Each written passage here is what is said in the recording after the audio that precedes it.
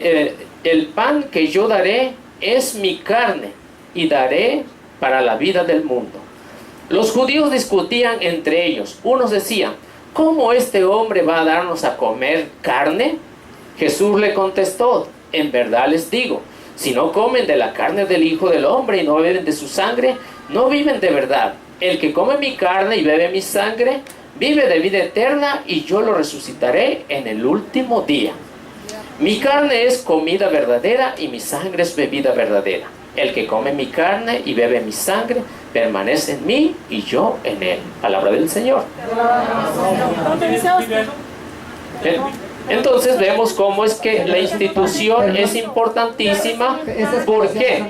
Porque precisamente vemos cómo Jesús, un poquito anterior, vemos como muchos de los judíos que seguían a Jesús, cuando Jesús empieza a decirle que Él es el pan vivo que ha bajado del cielo, ¿qué fue lo que hicieron? Se fueron, no creyeron. ¿Por qué? Porque para los judíos comer sangre, comer carne, decía está en chino, y no lo hacían. A ver, hermano, entonces, le tengo una pregunta. Cuando usted toma ese pedazo de galleta y ese pedazo de pan o esa copa de vino, ¿usted se está tomando la sangre de Jesús? Claro, porque eso es precisamente lo que está escrito aquí. A ver, Señores, es precisamente eso. No es, representa. Toma usted y toma y sabe a vino. A ver. Sabe a uva. Representa. Ahora, cuando usted está comiendo ese pedazo de pan, lo masca. Es un pedazo de pan, eso representa, no es permítame un poquito. Ahí va mi pregunta. Ahí va mi pregunta, hermano. Parece, hermano. Va mi pregunta. Búsqueme en la Biblia si dice que representa el cuerpo de Jesús. Búsqueme. A ver, búscame. Lo esperamos. Ok, lo esperamos. Y como dijo él, me vuelvo pentecostal si dice representa el cuerpo. Inmediatamente, y a lo mejor a todos ustedes también, cuando dice que representa el cuerpo de Jesús el pan. Tenemos tiempo, dijo que hasta mañana, hasta las 12 hay tiempo. Me engañaron toda la vida. Ok, tenemos tiempo, así que lo esperamos. Sí. Sí, él tiene dos. Sí, así que por Biblia no paramos. Sí, ok. Entonces esperamos, no lo interrumpan para que pueda concentrarse, pueda buscar la cita bíblica y decir que el cuerpo, lo que está hablando de Jesús, representa.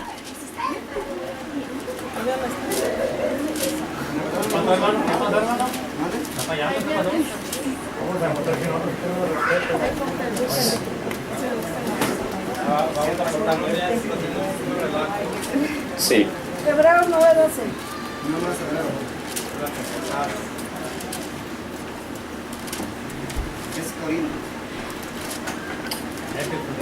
¿Está buscando Corintios capítulo 11?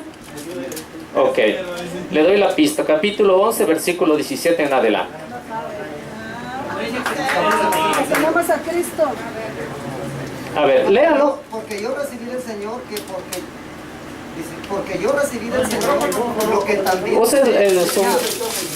se oye hacia atrás. Que el Señor también nos enseñó que el Señor Jesús, la noche que fue entregado, tomó pan y habiéndole dado gracias, lo partió y le dijo, tomad, comed, esto es mi carne, mi cuerpo, que por vosotros será partido. Haced esto en memoria de mí. Ahí está, en memoria. Así mismo también, haced esto en memoria de mí. A ver, una cosa es memoria y otra cosa es representar. El sacerdote piensa que cuando él ora por la hostia la convierte en el cuerpo de Cristo. Eso es mentira. Eso es totalmente mentira. No, eso es representación, eso es mentira. En memoria de mí, esto es mentira. En memoria. ¿Sí sabe qué es memoria? Recuerdos. Recordar a Cristo. Dice, y esta copa es el nuevo pacto en mi sangre. Hace esto todas las veces que lo bebieras en memoria. Memoria es como un Pero no es la sangre, Sí. Señor, no es la sangre. Usted se lo ha tomado. No, pero usted se lo ha tomado. Piense. Sí, pues, usted se ha tomado la copa. ¿Sabe a sangre o a vino?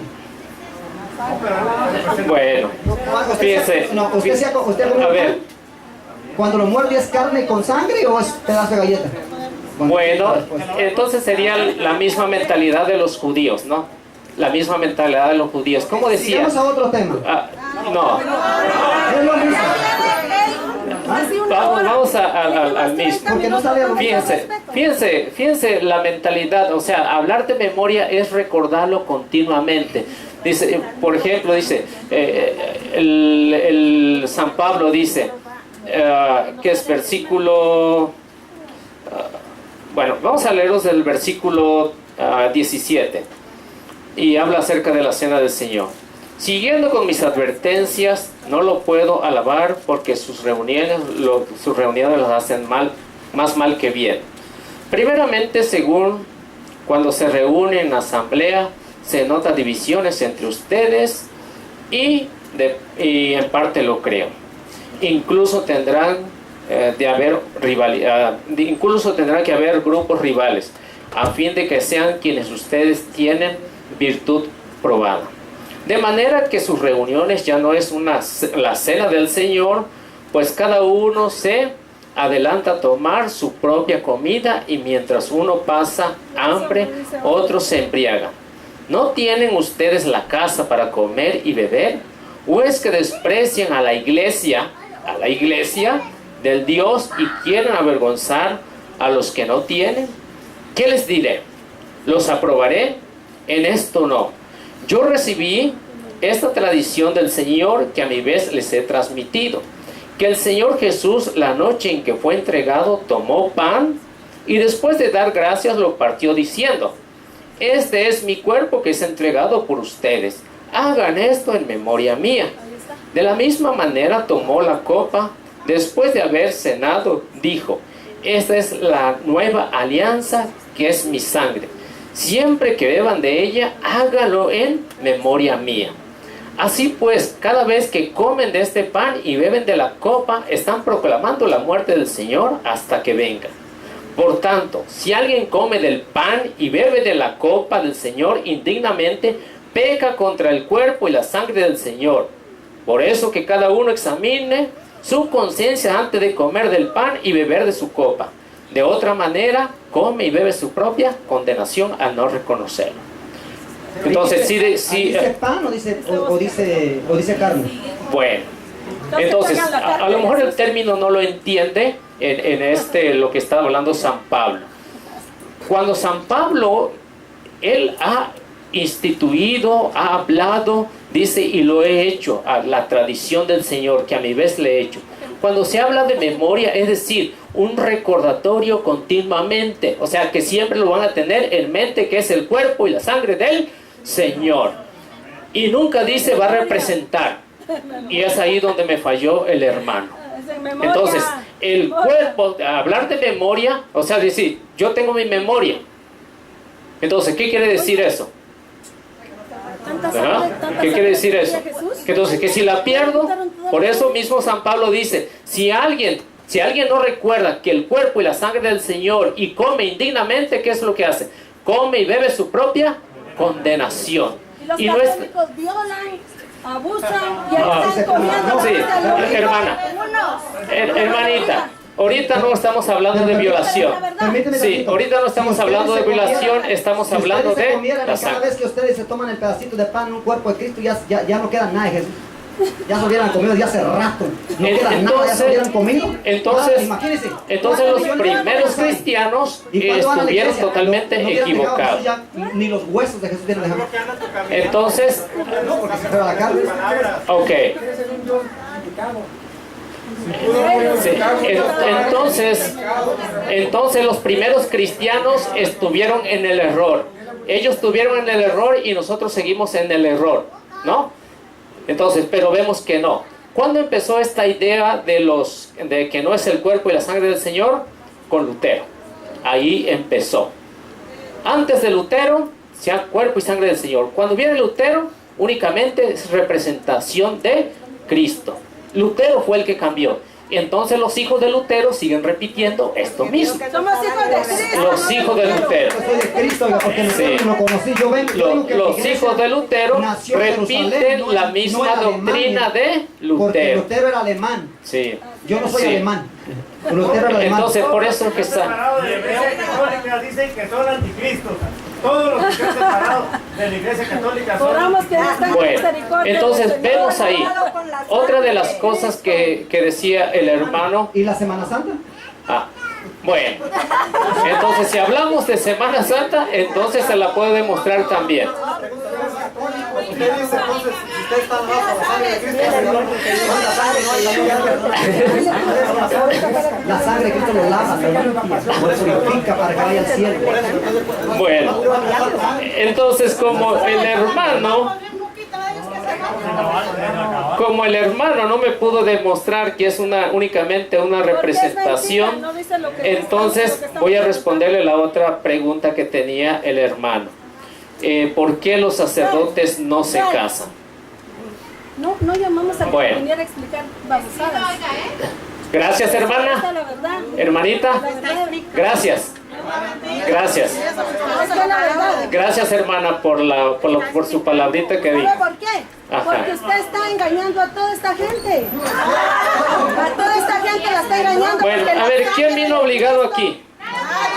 La sangre de Cristo Ok. es la única que puede limpiar. Bueno, realmente los esperamos de vuelta. Yo tengo algo. Aquí el liceo está hablando con la Biblia, con la pura Biblia. Aquí el señor, disculpe, no sé su nombre. Rafael. La Solo he historia, visto dijo. leer la Biblia 3 veces en todo el rato que estamos. Pero todo lo que él está diciendo, nada de lo que está diciendo Nada de lo aquí, que le hemos el preguntado. bautismo de los niños, no hay nada que recompensar, nada de lo que dice, Nada, Señor. hostia, bautizo No hay de nada ni da niños, hostia. Yo le dije, ¿por qué está dando una hostia, Señor? Bueno, En la Biblia, yo ¿qué parte se lo dice que es una demostré hostia? la fracción No del dice pan. hostia, no dice hostia, dice pan. ¿Qué es hostia? Esa una Es hostia. es el pan. Representación al sol. Es el pan. Es la hostia, es el pan. Mire,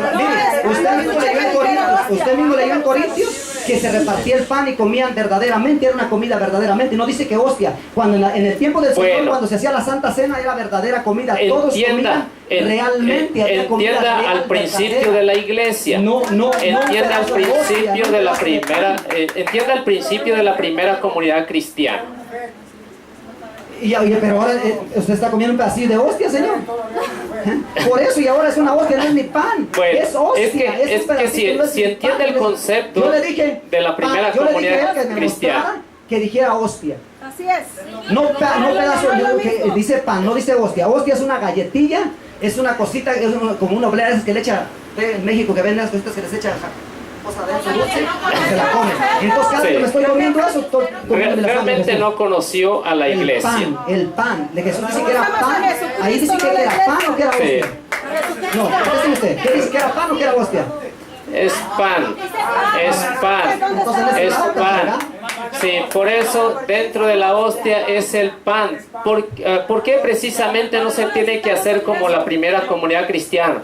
Porque ahorita son millones.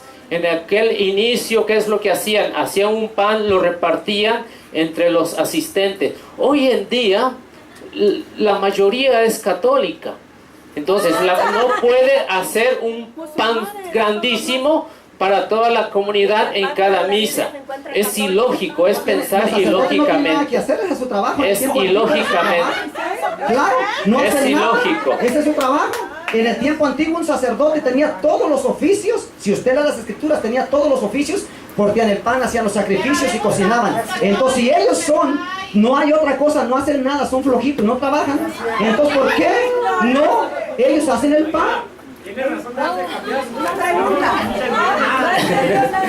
Bueno, a ver. ¿En qué parte de la Biblia se encuentra católico?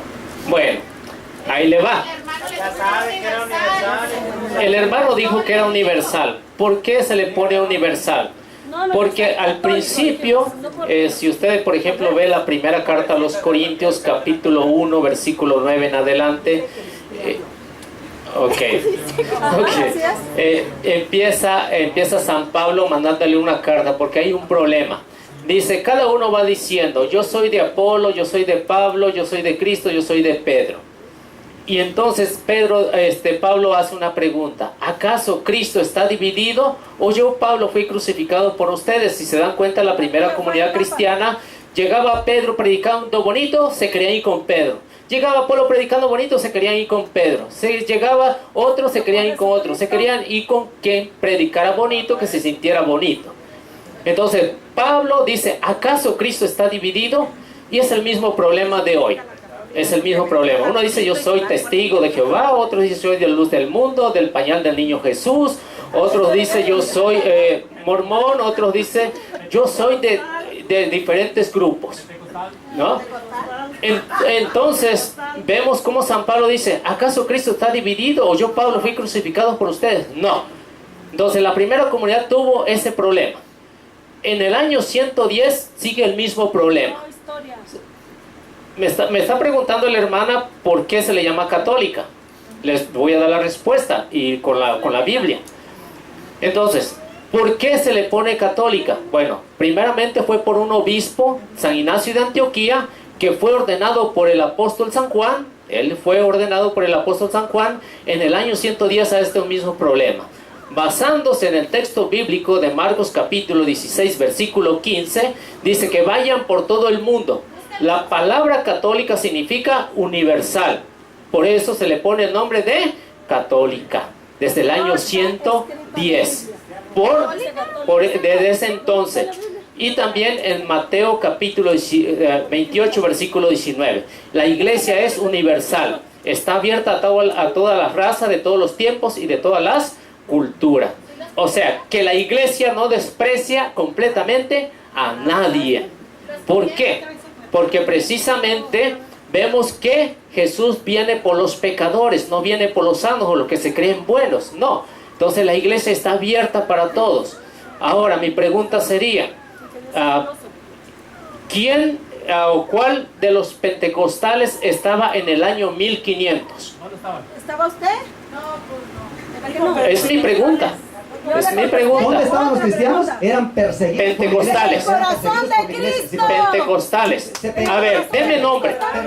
Permíteme pues tantito. A ver. Pentecostal se le dirige y se le da el nombre de Pentecostal porque cuando el Espíritu Santo vino en Hechos capítulo, en Hechos capítulo 2, la Biblia dice que en ese tiempo se celebraba la fiesta de los tabernáculos, la cosecha de todo. La cosecha entonces toda la gente de Israel iba a dar los diezmos, vendían de Alemania, vendían de Roma, vendían de todos esos países, y se le da el nombre de Pentecostal a la iglesia porque era el día del Pentecostal donde se reunían, por eso se le da Pentecostal, no porque nació, sino se le da ese nombre a causa de eso que cayó el día de Pentecostal, el día de las primicias, pues para que me entiendan, el día que se compartían las primicias, por eso se le da el nombre de Pentecostal. Pero los verdaderos pentecostales, si usted sabe, en el año 1052 se dividió la iglesia.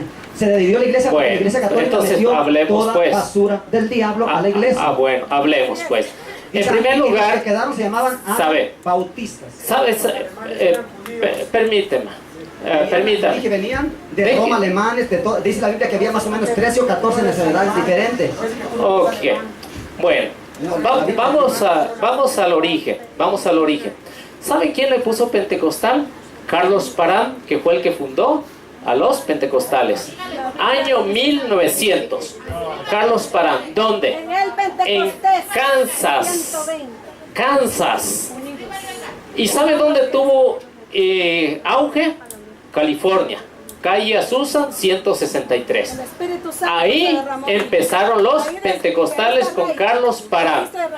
Ahora, si está hablando del capítulo 2 de Hechos, no era una iglesia, no era una religión, era un día que se celebraba, el día de Pentecostés, que es muy diferente a Pentecostal. Muy diferente. Que se llamaron pentecostales, por eso no te dicen que es pentecostal, por eso les dicen pentecostales. Por eso. Entonces, ¿qué era Pentecostés en ese tiempo? Pentecostés significa 50 días después de la Pascua. 50 días después de la Pascua. Entonces, ¿dónde empieza todo esto? Empieza desde Éxodo, empieza del capítulo 10 en adelante, empieza a celebrarse la fiesta que se le conocía como la fiesta de las 7 semanas, o sea, el Pentecostés. El Pentecostés ahí empezó con Moisés. Y esto lo hacían cada año en recordatorio de que Dios los había liberado de Egipto. Y entonces por eso empiezan a contar 50 días después de la Pascua. Primero ellos celebraban la Pascua y luego celebraban el Pentecostés, no pentecostal. Porque Oiga, pentecostal... ¿Me permite? Le tengo una pregunta. Ok. La pregunta que le tengo yo es que Jesucristo fundó la iglesia en Roma o en Jerusalén. ¿En qué? No, él la fundó en...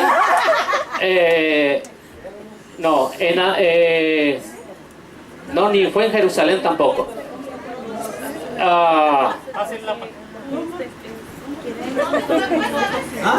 ¿Dónde predicó No fue ni en Jerusalén.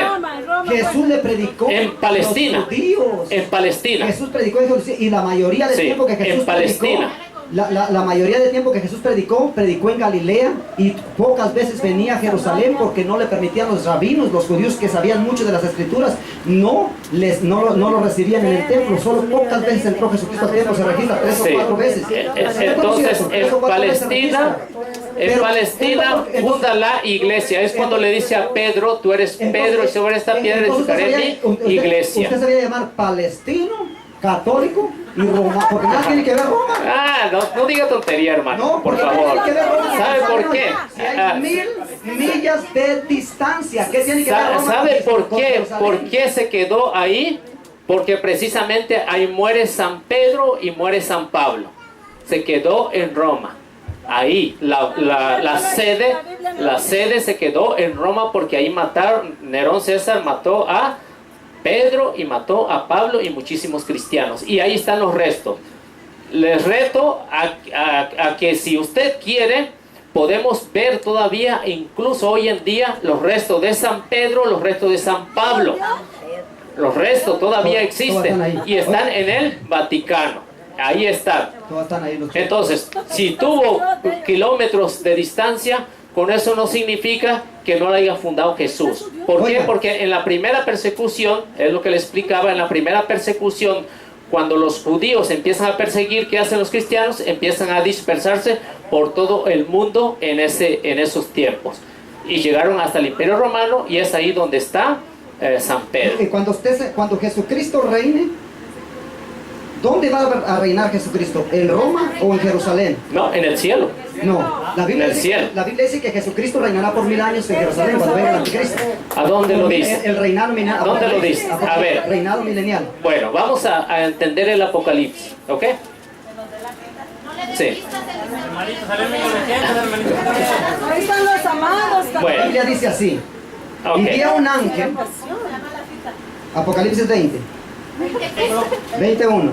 Vi a un ángel descender del cielo con la llave del abismo y una gran cadena en la mano, y prendió al dragón, la serpiente antigua, que es el diablo y Satanás, y lo ató por 1000 años, y los arrojó al abismo, y le cerró el pozo y su sello sobre él, para que no engañase más a las naciones, hasta que fuesen cumplidos los 1000 años, y después de esto será desatado por un poco de tiempo.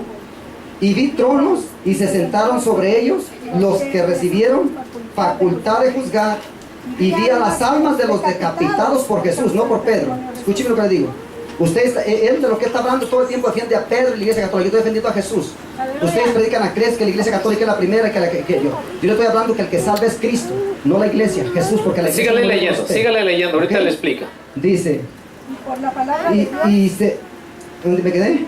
Los decapitados por causa del testimonio de Jesús. Y los almas de los decapacitados por causa del testimonio de Jesús, no por la iglesia. Y por la palabra de Dios, los que no habían adorado a la bestia ni a su imagen, y que no recibieron la marca en sus frentes ni en sus manos, y vivieron y reinaron con Cristo 1000 años. Pero los otros muertos no volverán a vivir hasta que se cumplan los 1000 años. Esta es la primera resurrección. Bienaventurado el santo que tiene parte en la primera resurrección. La segunda muerte no tiene potestad sobre ellos, sino que serán sacerdotes de Dios y de Cristo, no de María, y reinará con él 1000 años. Gloria a Dios. Cuando los 1000 años se cumplan, Satanás será suelto de su prisión y saldrá y engañará a las naciones que están en los 4 ángulos de la tierra, Go y Magog. Go y Magog representa Rusia y China, al fin de reunirlos para la batalla, el número de los cuales es como la arena del mar, y subieron sobre las anchuras de la tierra y rodearon el campamento de los santos. ¿El campamento de quién? De los que se vienen con Cristo en el rapto. Entonces, ¿dónde está la iglesia de Jesucristo por 1000 años? En Jerusalén. ¿Roma? No. ¿O está en Roma? Es que yo no sé si, ustedes quieren ir para Roma o quieren ir donde esté Cristo. Roma. Pero no dice que Roma, dice que Jesús reina ¿dónde? En Jerusalén, en la ciudad santa de Dios. ¿Cuál es la ciudad santa de Dios? Roma o Jerusalén. Bueno, es Jerusalén celestial.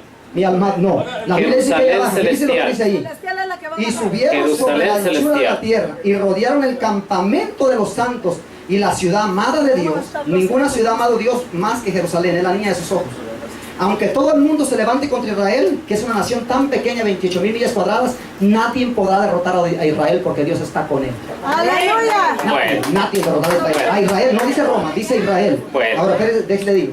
Y el Ok. diablo que los engañaba fue lanzado al lago de fuego y azufre, donde está la bestia y el falso profeta, y serán atormentados día De noche. y noche por los siglos de los siglos. Amén. Gloria a Dios. Bueno, Gloria a Dios. ahí va mi pregunta. Ahora, mi pregunta es, Jesús, mi pregunta es, ¿dónde reina Jesús? ¿En Jerusalén? ¿Cuál es la ciudad amada de Jesús? ¿Roma o Israel? Bueno, si nos vamos a literalmente, si nos vamos literalmente, Jesús, bueno, Dios elige al pueblo de Israel, Perdón, es la ciudad de Israel. Jerusalén, ajá. Ahora, si hablamos acerca de después de la muerte de Jesús, es Jerusalén celestial, que es la iglesia.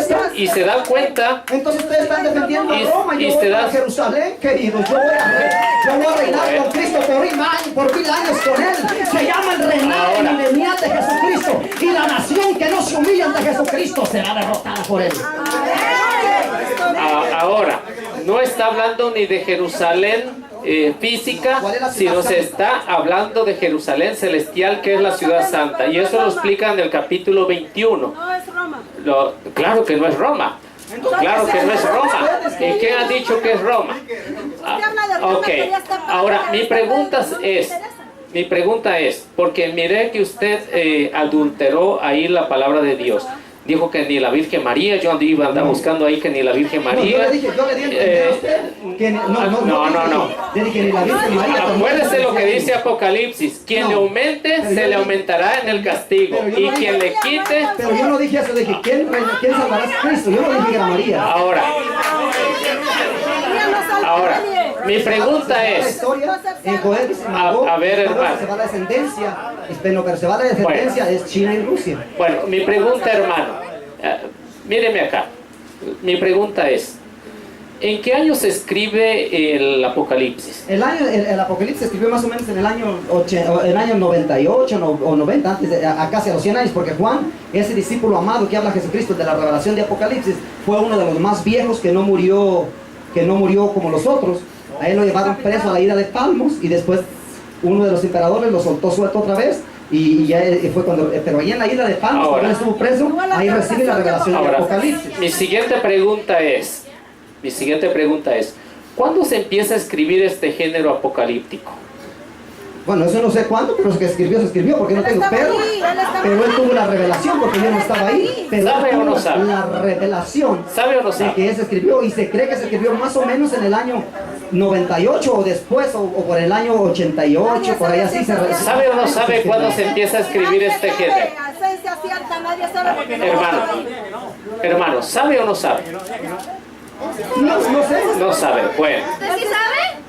Él estaba ahí. bueno, No tiene que ver nada. sí. ¿Qué tiene que ver? Tiene que ver mucho, porque el lenguaje del apocalíptico es bajo imágenes y símbolos. No lo podemos interpretar literalmente. Le voy a decir al hermano que no sabe cuándo se empieza a escribir este género. Este género se empieza a escribir unos 200 años antes de Cristo. Unos 200 años antes de Si se Cristo. escribió en los años 200 años de Cristo, Ahora. esa revelación, entonces todavía tuviera vivo 200, hubiera durado Juan más o menos casi 300 Escuche años. primero, hermano. Escuche primero. No, señor. Sí, para que pueda presumirle a sus amigos. ¿Ok? No Mire, estaba yo, les digo, muchos de los del Antiguo Testamento, por ejemplo, Daniel está escrito en un género apocalíptico. Y este lenguaje es bajo imágenes y símbolos. ¿Por qué Juan usa este término? Porque si habla de la forma literal como es, ¿qué es lo que va a pasar? Los cristianos van a ser más perseguidos por el Imperio Romano. Entonces los cristianos saben perfectamente este género apocalíptico y lo describe de una manera que los cristianos pueden entenderlo. Entonces por eso entre el año 95 al año 100 se escribe el Apocalipsis. Y dice que es el Apocalipsis revelado por Jesús. Entonces ya nos damos cuenta que el Apocalipsis no era nada nuevo. Entonces si hubiera sido nuevo, seguramente los cristianos no entenderían nada de lo que hay escrito que San Juan le iba a escribir, seguramente. Pero ellos conocían, por ejemplo, el Cordero está degollado y al mismo tiempo está de pie. Entonces, ¿cómo va a ser posible que a alguien le corten la cabeza y está de pie? O sea, Cristo muerto y resucitado. Los cristianos lo entendían. ¿Qué es lo que está pasando aquí? Usamos mucho, incluso nosotros usamos mucho a veces el género apocalíptico, a veces inconscientemente. Por ejemplo, pongo un ejemplo. La mamá le dice al niño, no te subas a la mesa porque te vas a caer. No te subas a la mesa porque te vas a caer. ¿Y qué pasa? El niño se sube a la mesa y ¡pum! Y te lo dije 1000 veces que no te subiera. ¿A poco la mamá le dijo 1000 veces? No. ¿Qué es lo que está usando? O sea, 1000 en género apocalíptico significa gran cantidad. 1000. 7, plenitud y perfección. Por eso debemos entender los números. 1000, o sea, muchísimos años. Ya han pasado más de 2000 años en que se escribe el Apocalipsis. Si dice Cristo va a reinar durante 1000 años en Jerusalén, entonces ya se le pasó la fecha, ya tiene 2000 años. Le tengo una pregunta. Bueno, si porque quiere haga. mucho le rodea. Apocalipsis 21. Apocalipsis 21, él dice que esa es literalmente, ¿no? De Jerusalén, que Cristo va a reinar en Jerusalén, que literalmente. Fíjense lo que dice Apocalipsis 21. Juan mismo con esta revelación. Vi un cielo nuevo y una tierra nueva. Porque el primer cielo y la primera tierra pasaron y el mar ya no existe más. Y yo, Juan, vi la santa ciudad nueva de Jerusalén descender del cielo. Si es celestial, ¿por qué desciende del cielo? Ahí está. Conoceréis la verdad te hará libre. Jesucristo los ama y los quiere lavar su sangre. ¿Por qué dice? Descender. Jesús dijo, yo me voy y preparo unas mansiones para vosotros.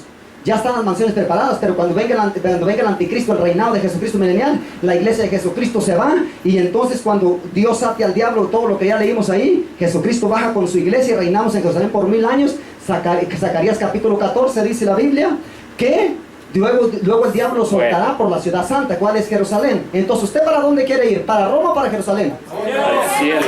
Y para ir al cielo hay que irnos para Jerusalén, porque allá reinará Cristo, bendito el nombre de Jesucristo. Allá reinará Él, allá reinará Cristo. Cristo reinará en Jerusalén, no reinará en Roma. Roma no está en la historia. Solo cuando mató a los Ok. Bueno, entonces, ¿cuál será la extensión de Jerusalén hoy en día? Entonces, ¿qué es lo que va a hacer? Vamos a vivir como sardinas todos apilados, ¿no?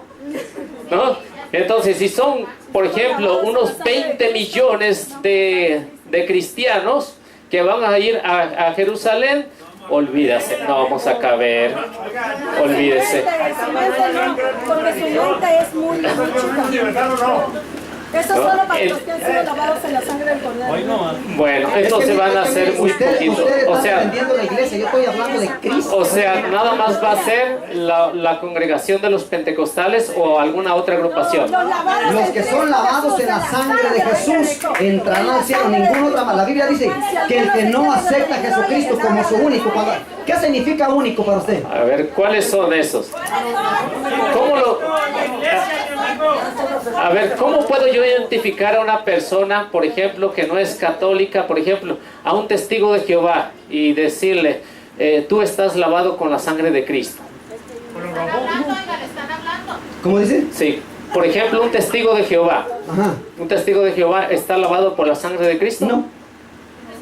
Porque ellos creen Los que lo en Jehová. aceptan en su corazón. Los que solamente lo aceptan en su corazón, ellos creen en Jehová y ellos creen en el Espíritu Santo y no creen que Jesús es el Salvador, ellos creen que Jesús es solamente un profeta. Y fue escrito en el año 1000 y tanto por Carlos Racer. Ok, a ver, una luz del mundo, Ellos no creen en el Padre, y ni en el Hijo, ni en el Espíritu Santo.